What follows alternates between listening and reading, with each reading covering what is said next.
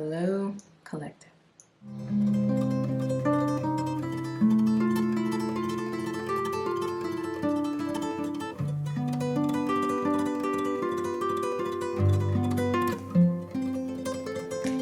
My name is Kristen Simone Hansen, and welcome to Secrets.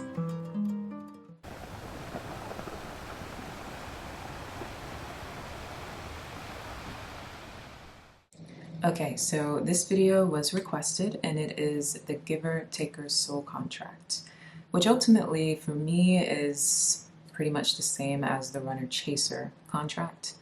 When dealing with soul contracts in general, the biggest thing to understand about them is they are karmic for both people.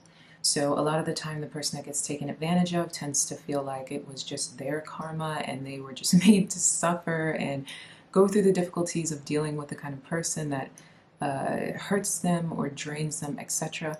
But ultimately this is a soul contract that the both of you have signed up for. It's just two people who are meant to learn two different things. The first thing, number one, is that this relationship is codependent. It's based on codependency, but it's a codependency on two sides. A lot of the time with the taker, who is usually the chaser, this person will kind of become a user, more than likely. They are a using type of person. They take and take and take until they've used up everything they could in the other person, and they tend to resent people who are wasted. So, for example, in this dynamic, you could be the giver and aka the chaser. So the giver chaser could be someone that is very successful or very well-rounded or abundant spiritually. You're wealthy in some kind of way, whether it be love, money, spirit, etc. You have all of these things, and then you meet this chaser-taker personality. And this person is attracted to you because of what it is that you have. They're attracted to your ability to give something to them. They see you as useful, and they see you as someone that can teach them, create them, raise them. Underneath all of these people is a spoiled kind of energy. You're talking about the kind of people that did not develop properly in their childhoods, which is why a lot of the time people that are the chaser-taker also tend to suffer from, or can suffer from, a bit of narcissism, covert narcissism as well. More covert narcissism than overt. And a lot of it is similar in terms of any narcissistic disorder. You're talking about someone who kind of operates like an overgrown child. And so their desire to take, and then run is something that they've been doing since they were very young. And they are drawn to partners that they feel like can fill a void that has been left in them from wanting to be parented, wanting to be cradled, wanting to be raised.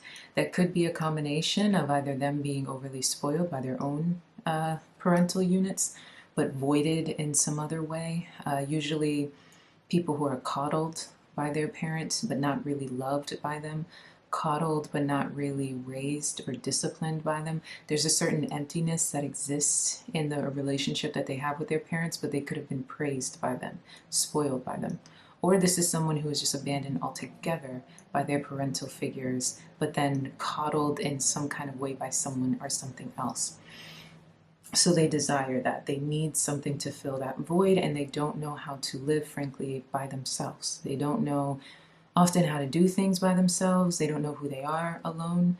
They struggle with a lot of codependency because they have no idea how to function independently on their own 2 feet. Originality is something that they struggle with. They tend to take bits and pieces of people that they are around, bits and pieces of people that they are involved with, and try to lean on them in order to create some kind of identity. These are often the kind of people that are easy to love for the chaser-giver because it seems like this person is in need of you. This person comes off with a certain level of fragility, innocence, immaturity, almost like a wounded child kind of energy when you get closer to them. And so they are appealing to the compassion in the chaser-giver. They are appealing to the desire that the chaser-giver has to help and fix and heal and give, to receive very little. And what does this do to the giver-chaser? The giver-chaser is in this dynamic because the giver-chaser has a deep desire to fix, as I said, heal, create someone, take someone's potential and convert it into something tangible, something very real. This person is also dealing with their own voids, usually something along the lines of neglect, and they were voided of the things that they needed in their childhood. So they weren't given enough. And so they weren't given enough. They were also made to believe that they had to work for love, or they had to earn attention, they had to earn affection. So they become giver chasers. They have an addiction to giving to people and chasing them in order to hopefully reach an end goal of seeing that person change, transform, etc. These also tend to be the kind of people that tend to go for, as I said, covert narcissists, because covert narcissists tend to battle with open-ended insecurities. So overt narcissists tend to hide their insecurities simply because there's something that they do or some way that they come off in society that makes them seem socially or societally acceptable. Versus covert narcissists always lead with their insecurities. They tend to come off like they're kind of shy or kind of docile. They tend to make themselves seem smaller than they actually are. They're very, very big on the victim complex, very big on the joke that I always make is the pseudo-intellectual who's just so sensitive. You know, it's like that tends to be, especially in the masculine principle, that tends to be the case. The victim, the one who every person has hurt, or they take no accountability, and they need a lot of attention, and they need you to give them your undivided attention, and they tend to come off like wounded children. So the chaser will avoid an overt narcissist because the chaser will see an overt narcissist and think, okay, that might be a red flag, but a chaser can go for an overt, of course. But it's usually the covert. And the reason why is because the chaser can easily be manipulated by the covert's kind of victim mentality, the victim foot forward that they put. And so they make themselves seem like, oh, they just need so much help. They just need you. They need your love. They need your compassion. They need your forgiveness. They need your money. They need your energy. They need you. They need you. They need you.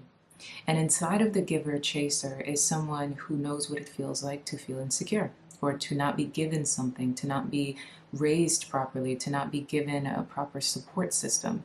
So the giver chaser desires to give what it is that they never received. And so when the taker shows up, the taker says, okay, I just have to make myself seem like a victim who is voided. And this person will give me everything that it is that I desire to not actually create myself. It's not the chaser's wounds that makes it so that it's not the taker's wounds that make it so that they are mediocre or are incapable, and they manipulate to get what it is that they want from people. The chaser giver needs to understand that that is what's going on. The chaser giver needs to understand that there is no way to create, make, change, or transform anyone. And chasing them is not going to do anything for them or you. It's just going to keep you stuck in a loop where you're constantly being used, drained of everything that it is that you have, and this person is going to benefit from all of your energy until you are completely voided and full of nothingness.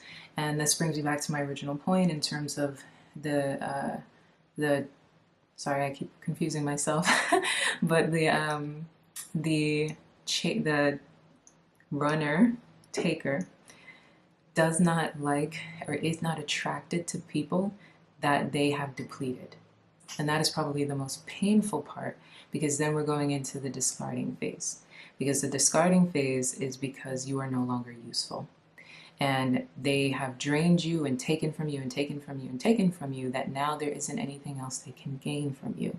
There isn't anything else that they need. You've given them everything that you could have possibly given to them, and now you are at a point of depletion. So now they no longer want you. They no longer need you. You're no longer a good parent in a lot of ways, because you're no longer a parent that can raise them, that can provide for them, that can give to them. Very emotionally dismissive, and then they hide it with this facade of sensitivity. Oh, just the victim. Oh, they didn't mean it. They didn't mean what they said. They didn't mean what they did. It was because you hurt them. It was because you wounded them. And then they're going to run away. They run in order to make it so that you continue to chase them.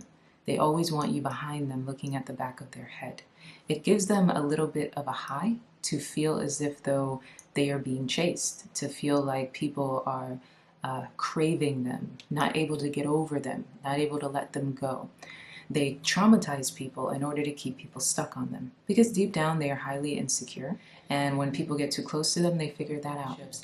They will keep exes stuck on them by traumatizing them, leaving them abruptly in extreme ways. They will damage their exes in whichever way they can. So it could be random ghosting, random leaving, discarding, financial abuse, physical abuse, emotional, psychological. They'll do everything that they can in order to make their chaser, giver, victim feel stunted, in fight or flight, and confused.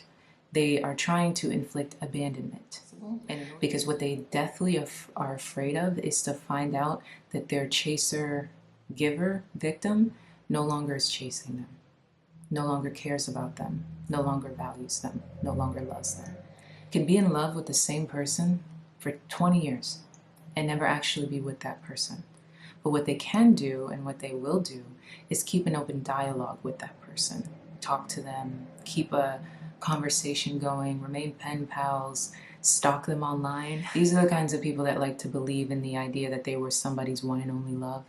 These are the kind of people that like to dabble in the idea that somebody was so broken or so wounded that they would never get over them. Their life was so incapable of surviving beyond them. Oh, this person is so sad. This person is so wounded without me. These are the kinds of people that hold on to these stories as long as they can. And the most important thing to do when you do walk away from this dynamic, and I do suggest that you do, it is very important to not, because what is happening to you psychologically is you are going into a parental role. So it's igniting your desire to, if you are very masculine, it's igniting your desire to save and to come to the rescue. If you are very feminine, it's igniting your desire to nurture and also come to the rescue. To nurture and save. Sometimes raise on both sides. And because it's doing that to you, you take on a parental role, and then you take on guilt, and you take on shame, and you blame yourself for the things that are going on in their lives. You blame yourselves for their issues and their faults and their, all of their little problems. You blame yourself for as if it's your fault. You blame their families, you blame their relationships, you blame everybody else but them, because you're used to seeing them like these innocent beings that are just so fragile and just, oh, but deep down, they really just need help, and it's their mother's fault, and it's their father's fault. It's their fault. It's them.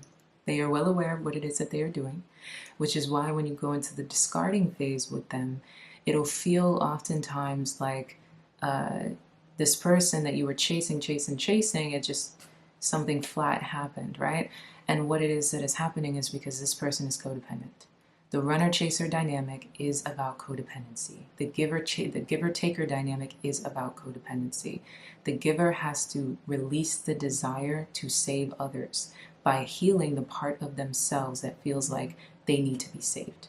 Inside of the giver is someone who feels neglected, alone, and abandoned.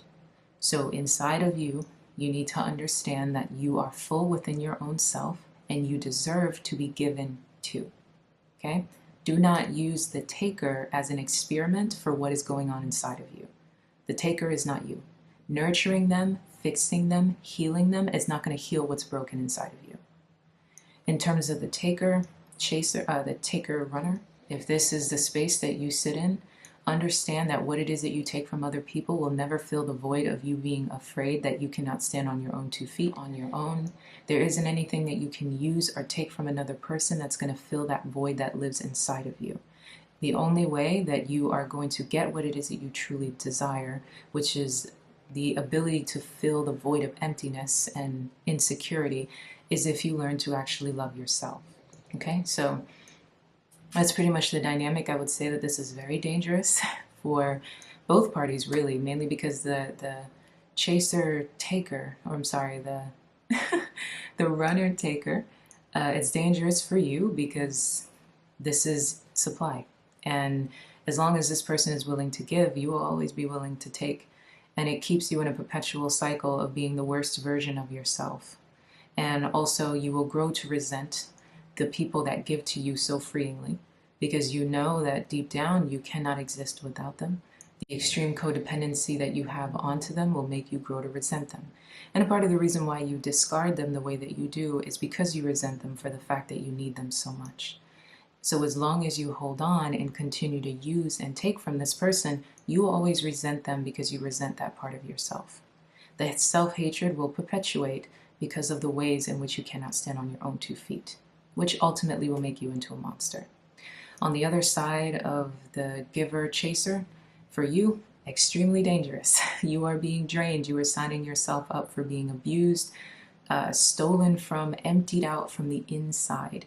Even if the person is taking something on the outside, like your finances, they're draining you on such a deeply spiritual level, you might as well turn the gun on yourself.